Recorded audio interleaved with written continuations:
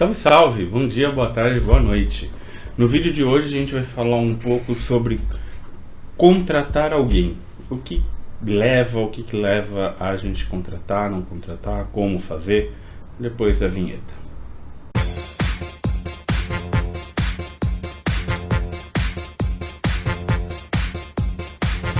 Legal. Lembrando, o principal disclaimer desse vídeo eu vou falar aqui sobre as minhas experiências do que deu certo e do que não deu certo em processo de contratação de pessoas, tá? Eu não quero...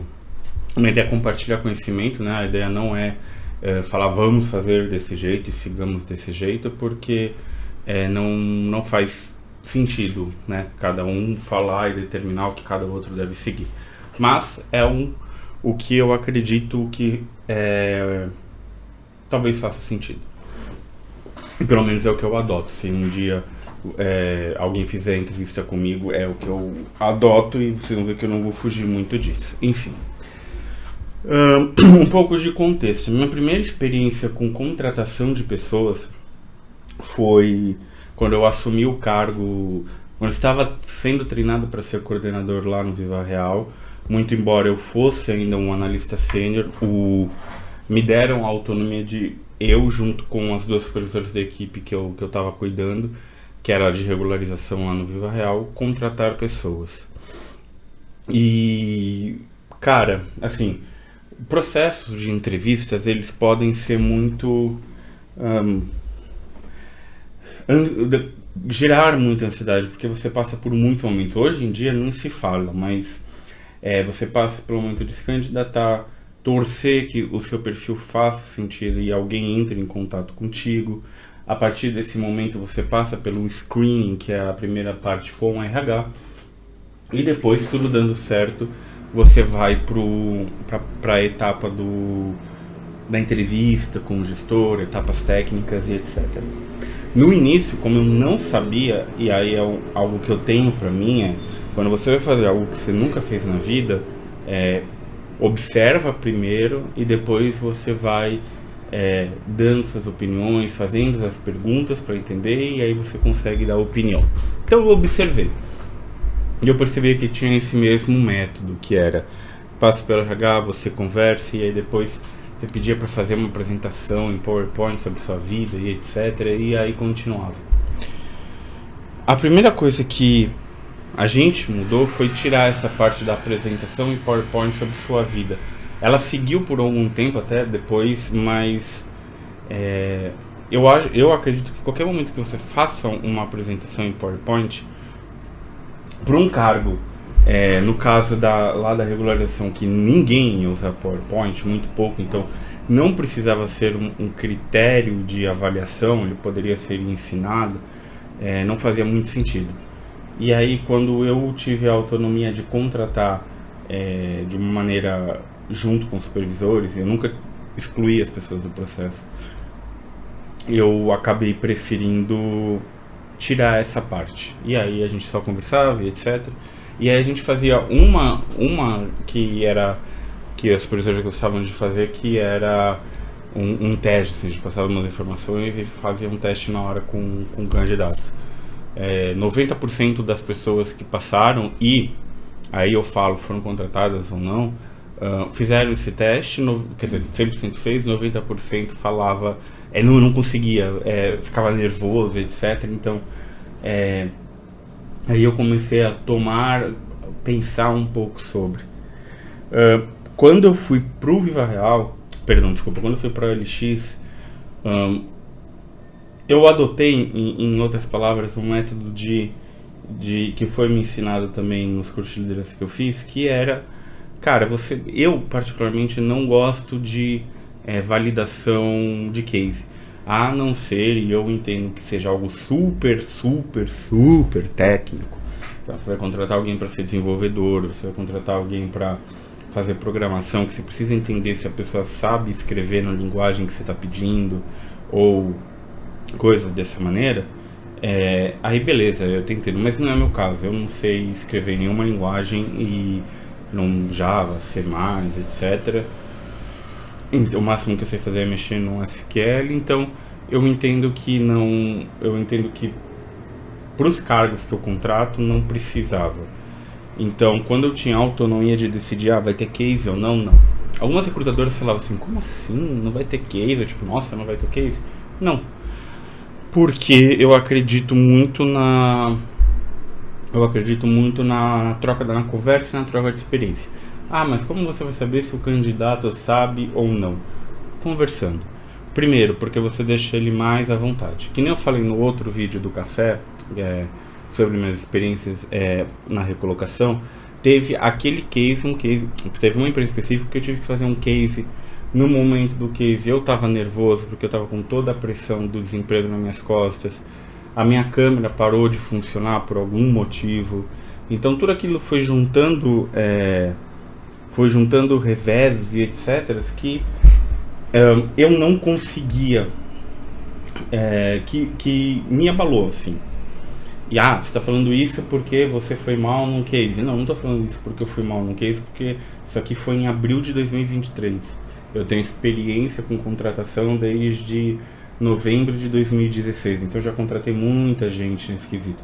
E é muita gente mesmo. A gente teve no Viva Real contratar, sei lá, 50, 60 pessoas em um mês e meio para construir a área de Customer Success. Então, foi muita experiência de fazer a construção e de treinar, de fazer um onboarding, etc. Mas então o ponto eu acredito na conversa, porque você traz a pessoa para a conversa. A partir do momento que você traz a pessoa para a conversa, você consegue fazer perguntas que vai se relacionando ao que você precisa, e aí você pede exemplos, porque geralmente a pessoa que está inventando, ela não consegue trazer um exemplo muito profundo ou com uma riqueza de detalhes. Lembrando, esse termo perece. Pouca riqueza de detalhes, você está só tentando passar por aquela pergunta. Muito detalhe, você está inventando alguma coisa porque você precisa inventar detalhe até o último momento. Então ela traz uma quantidade normal de detalhes, que geralmente é o que aconteceu, o que isso levou, quais foram os desdobramentos e qual foi a resolução. E isso não é a primeira pergunta que você faz. Oi, tudo bem, me conta aí uma história que você teve que lidar com a adversidade. Não, você começa a conversar, entende a história da pessoa, vai trabalhando com ela, e aí ela tá à vontade, e você faz uma pergunta mais técnica, uma pergunta de história, depois você volta para perguntas do dia a dia da pessoa e etc. Então esse é o ponto. Mas como é que você vê a parte técnica? Precisa saber, sei lá, um sistema, um Tableau, um SQL, um Salesforce. Perguntando, vi aqui, falando um pouco aí da sua experiência profissional aqui na empresa Y, você comenta que você teve experiência com Tableau e etc. Me fala um pouco como era montar essas análises, como você puxava os dados, etc. Se ela falar, a gente colocava lá e fazia o gráfico, é muito raso, porque ela vai explicar, tipo, a gente puxava num banco de dados, o banco de dados jogava no Tableau, aí do Tableau a gente entendia, colocava na instância que precisava, no gráfico que precisava, enfim, apertava 2, 3 botões e aí você vai trazendo. Como é que você faz, se você de SQL, como é que você faz? Eu tenho aqui um banco de dados, como você faria assim na sua experiência para puxar esses dados? Lembrando, por exemplo, Excel, existe várias maneiras para você chegar no mesmo caminho. A maneira que eu organizo a minha base para fazer a minha análise pode ser diferente da maneira que o fulano faz, o ciclano faz. Os três têm, no fim, o resultado é o mesmo. A maneira que você cozinhou a receita é diferente, mas no fim vai sair aquele mesmo prato. Então você coloca os mesmos ingredientes, a diferença é o caminho que você faz. E tá tudo bem. Sinceramente, está tudo bem. Você não vai perder um bom profissional porque de repente ele não faz da maneira que você faz. Vou desse que como é que você faz? Eu abro lá o meu The Beaver, o meu Data Lake, o meu Databricks, aí eu pego, eu seleciono, eu sei onde está o banco de dados, então eu seleciono BD XYZ, e dali eu faço um where, um from, eu faço um group by, etc e etc. Então, você precisa de uma coisa, mas quando você tem que fazer puxar informação de outra planilha, né? Eu faço um join aqui, um left join, right join, inner join. A pessoa explica. Você não precisa necessariamente colocar ela num montar uma apresentação e etc.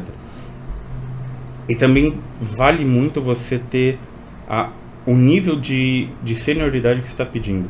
A última contratação que eu fiz no iFood foi de uma pessoa nível júnior. Então, quando eu conversei com o RH para fazer o briefing da vaga, a primeira coisa que eu falei foi: eu quero alguém para ensinar. Não só eu ensinar, mas também para dar oportunidade para os meus analistas sêniores ensinarem, porque o próximo passo deles é um cargo de liderança. Então, eles precisam ter a experiência de trazer alguém e explicar como as coisas funcionam, mostrar os caminhos, etc. Então, eu não ia perguntar para uma pessoa que eu estava querendo ensinar, eu estava contratando para um cargo de entrada, coisas que um pleno ou um sênior faz ou deveria ter experiência na carreira. Não é a ideia.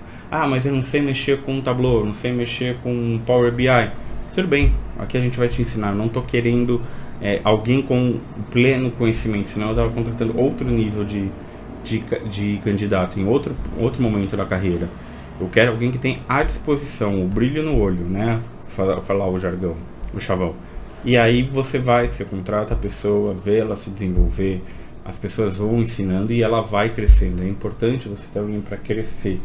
Senão você tem um bando de analistas sênior que chega num momento que vai falar: legal, qual que é o meu próximo passo? O próximo passo de 4 de vocês é ser coordenador. A não ser que tenha uma vez aconteceu isso, de ter 4 vagas de coordenador abertas em diferentes áreas e eu consegui colocar todos os sêniores como coordenador, raramente você vai ter isso. Então você vai acabar desmotivando, porque a pessoa acha que chegou num momento da carreira que estagnou, né? Então, e ela não quer uma carreira de especialista, alguma coisa nesse sentido. Então, o ponto e você ter esse briefing muito claro. Então esse é outro ponto. Eu vejo muita pessoa, por exemplo, falando mal da GUP. Eu falo mal da GUP. Eu falei mal pra caramba da GUP nos últimos... Acho que até nos vídeos eu falei. Mas a culpa não é só da GUP. A culpa é da pessoa que brifa o RH para o RH passar a informação para a GUP. Porque a GUP é uma inteligência artificial. A inteligência artificial aprende ou procura com os inputs que foram dados para ela, com as premissas que foram categorizadas nela, programadas nela. Então, se você tem um briefing mal feito, o gestor da vaga não soube definir o que quer, ele quer tipo um profissional sênior, um júnior que saiba tudo, fica muito generalista e acaba cortando. Então, é dever do líder saber o que ele quer. Eu tenho uma vaga júnior para abrir, eu não vou pedir 20 anos de experiência, eu vou pedir o que é um júnior, que eu preciso para um júnior, para um pleno, para um sênior. Eu não sei o que eu preciso para um júnior, para um pleno, para um sênior. Aprende. Alinha com o teu gestor. Faça divisões claras de trabalho para o júnior, para o pleno, para o sênior, porque senão você nunca vai conseguir também contratar as pessoas corretas ou fazer que a GUP entenda o que você precisa, e vai descartar um monte de gente que atenderia o que você queria, porque você não soube brifar o RH e o RH colocou uma coisa muito generalista dentro do sistema. Então eu acho que essas são as dicas de hoje. Eu reforço, Peterson Munhoz, particularmente não faço case. Odeio case, eu acho que é jogar a pessoa numa pressão desnecessária. Mas ela precisa saber o que a gente precisa saber se ela vai lidar com pressão.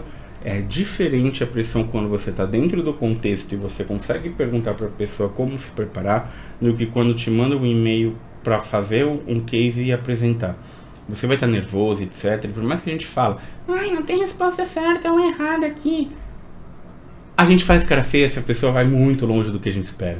90% dos cases que eu vi alguém fazendo cara feia com um candidato falando, e no meu case, que não foi no último vídeo, eu vi a cara de decepção do diretor que estava quando eu acabei me atrapalhando.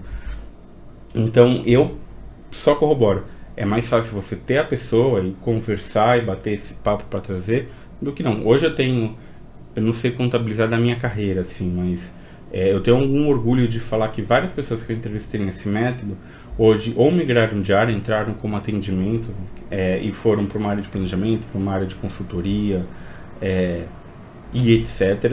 E nenhuma delas eu testei dessa maneira, foi só na conversa. E até na minha última função, um analista sênior que contratei, que hoje é especialista, eu não fiz case com ele. só foi conversando e batendo papo, perguntando hipóteses e etc. Hoje eu sei que ele é um dos funcionários do time da última empresa que eu trabalhava mais necessários, assim, e foi contratado sem case. E essa analista júnior ficou um tempo na empresa, saiu para uma outra empresa e agora está voando lá. E, de novo, as pessoas só precisam de uma chance e não de um julgamento, de um tribunal e olhando e querendo achar um veredito e etc. É dessa maneira que eu conduzo meus processos seletivos. Enfim, fica a dica para quem quiser ou não, mas pense, sempre conhecendo a pessoa e trazendo as situações, não colocando ela com 20 mil holofotes em situações que as deixam mais nervosas. Obrigado para quem viu até aqui e até a próxima. Tchau, tchau.